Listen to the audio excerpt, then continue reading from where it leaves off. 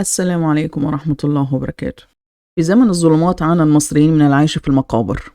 في زمن الظلمات عانى المصريين من العشوائيات وبيوت الصفيح والكرتون. في زمن الظلمات عانت العشوائيات من انفجار الصرف الصحي داخل البيوت. في زمن الظلمات عانى المصريين من مياه الشرب الملوثة. في زمن الظلمات عانى المصريين من روتين فوت علينا بكرة يا سيد. في زمن الظلمات عانى المصريين من حبس مواهبهم داخل الأدراج حتى موت الموهبة.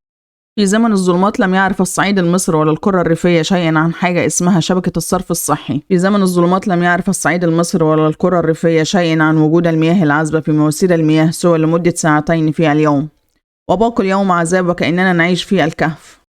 فدعا زمن الظلمات الشعب المصري ليهدم الظلمات ومن أسس هذه الظلمات في الأرض، فصار الشعب المصري على الظلمات ومن أسسها يوم 25 يناير 2011. وفوجئ الشعب المصري بأبواق الأنفاق في سيناء تضخ لنا متطرفين وإرهاب وسلاح وكثير. سبحان الله، هو الإرهاب لحق يحفر كل هذه الأنفاق في يوم 25 يناير 2011؟ ولا هذه الأنفاق كانت محفورة في عصر الظلمات أثناء وجود حكام وأبناء عصر الظلمات؟ مصر للمصريين، ولن نسمح برجوع مصر إلى عصر الظلمات مرة أخرى. الجيش المصري أنت عزي وفخري من بعد ربي وديني ورسولي صلى الله عليه وسلم.